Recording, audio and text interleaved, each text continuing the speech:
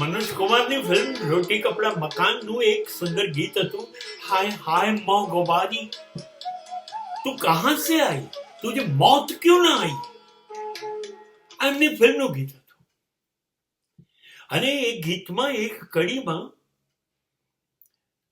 પ્રેમનાથ ગાય છે कि पहले मुट्ठी भर पैसा लेकर जाते थे, थैला भर के चीजें लाते हैं, और अब थैला भर के पैसे ले जाते हैं और मुट्ठी में सामान आता है. દરેક ઘર, દરેક માણસનો આ કકાટ છે. બહુ મોંઘવારી છે, બહુ મોંઘવારી છે. ભાવ તો જુઓ, આસમાન નડી ગયા છે. કેવો જમાનો હતો, કેવો જમાનો આવ્યો છે. જીવવું ઝેર થઈ ગયું છે, ખતમ થઈ ગયું છે.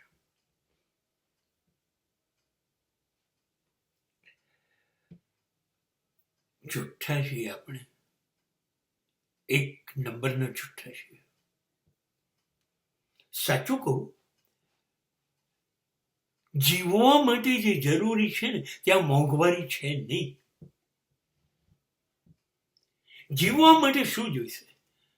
એક સામાન્ય મકાન રહેવા માટે, એક સામાન્ય કપડા, અને રોજ બરોજ જીવવા માટે, ખાવા માટે શરીરને પોષણ જોઈએ. એ અનાજ, શાકભાજી,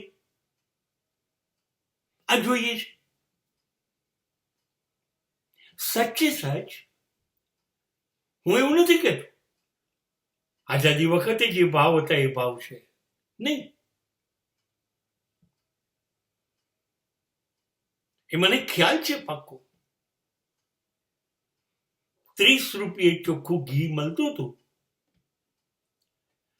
એ આજે 1000 રૂપિયે મળે છે. હું એની હા પાડું છું. 76 માં 4 રૂપિયા લીટર પેટ્રોલ મળતું હતું, એ આજે 100 રૂપિયા મળે. મને ખ્યાલ છે. હું મહિને 3 રૂપિયા ફીમાં ભણેલો, 7મું ધોરણ. આજે 3000 રૂપિયા ફી છે મહિનાની. એવી સ્કૂલો છે જે 40,000 12 મહિનાના છે. મંજૂર, ખ્યાલ છે. હા, ભાવ વધ્યા છે, સાચું છે. પણ સાચી વાત કહું, જે જિંદગી માટે જરૂરી છે ને, સામાન્ય રોટી કપડા મકાન, એ હજી આપણી પહોંચમાં જ છે. એના ભાવ એવા નથી થઈ ગયા. આપણે ચીસો પાડીએ છીએ પેટ્રોલ, આપણે ચીસો પાડીએ છીએ sofa, TV, refrigerator, washing machine, computer, 4 wheeler, 2 wheeler, વિમાનની ટિકિટો, રાજધાની એક્સપ્રેસોની ગાડીઓની ટિકિટો.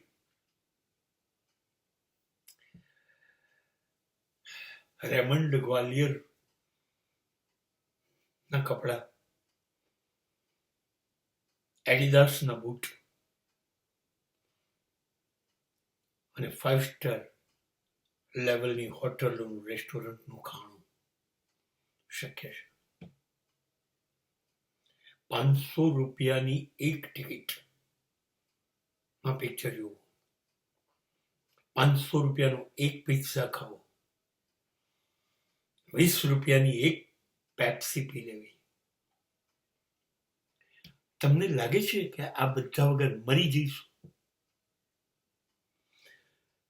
કયો માણસ મરી ગયો આ પૃથ્વી પર કે એની પાસે 4 વ્હીલર નહોતું, લેપટોપ નહોતું, એના ઘરમાં એર કન્ડિશન નહોતું, એની પાસે 25 જર્સીઓ નહોતી, એની પાસે એડિડાસના કે નાઇકીના બૂટ નહોતા, એની 2 અંગળીઓમાં વીંટીને ગળામાં ચેઇન નહોતી, એની પાસે 10, 12, 20 હજાર રૂપિયાની ઘડિયાળ નહોતી. એના વગર કયો માણસ મરી ગયો? કયો માણસ મરી ગયો જે વિમાનમાં નથી ઉડ્યો? કયો માણસ મરી ગયો જે એક્સપ્રેસ ટ્રેનોમાં નથી ફર્યો?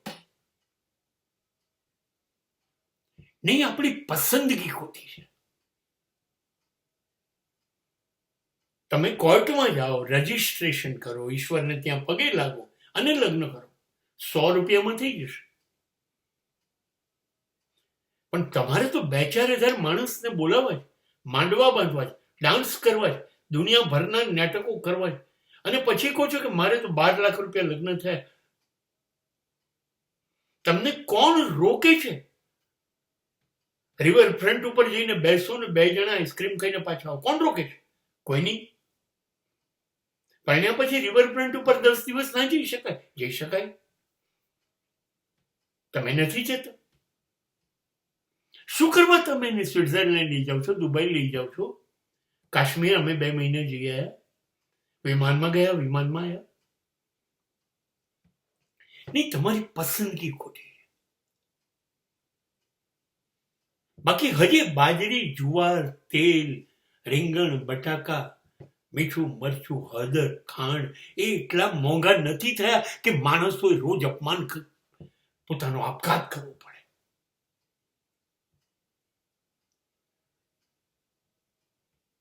નહીં, મ્યુનિસિપલ સ્કૂલો આજે પણ વર્ષમાં 1 રૂપિયા ફ્રીમાં ભણાવે છે, અને બપોરે જમવાનું આપે છે. મૂકો ને મ્યુનિસિપલ સ્કૂલમાં, સર્ટિફિકેટ તો વેલિડ આવશે. 7મું પાસ, 10મું પાસ. તમે ભણેલા ગણેલા છો, ચોપડીઓ મળે છે, દુનિયાભરનું જ્ઞાન હવે તો નેટ ઉપર મળે છે. બાળકને ઘેર ભણાવો. શું કામ એની 50,000 ફી ભરો છો? ગાડીઓ, યુનિફોર્મ, ચોપડા, ટ્યુશન. નહીં, તમને શોખ છે. મારા બાબાને 4 ટ્યુશન છે. મારો બાબો 3 ક્લાસમાં જાય છે. મારા બાબાને ગાડી લેવા આવે, મૂકવા આવે. અંગ્રેજી ઘરે શીખવાડી શકાય. અંગ્રેજી માટે મીડિયમ સ્કૂલોની જરૂર નથી. ગુજરાતીમાં ભણાવો અને ઘરે અંગ્રેજી શીખવાડો. નહીં, અમારી પસંદગી એવી છે. અમે તો 2 જણા થિયેટરમાં જઈએ સન્ડે પર. 500 ને 1000 રૂપિયાની ટિકિટ, 200 રૂપિયાની પોપકોર્ન, જવા આવવાનું પેટ્રોલ. 1500 રૂપિયાનું પાણી તમે કર્યું અને હવે ગાવ દો છો તમે મોંઘવારીને.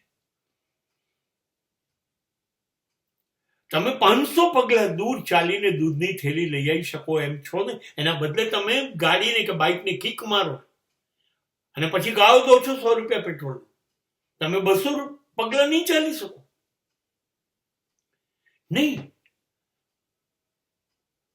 મારો કહેવાનો વધારો ભાવનો થયો છે એ નથી, એવો નથી.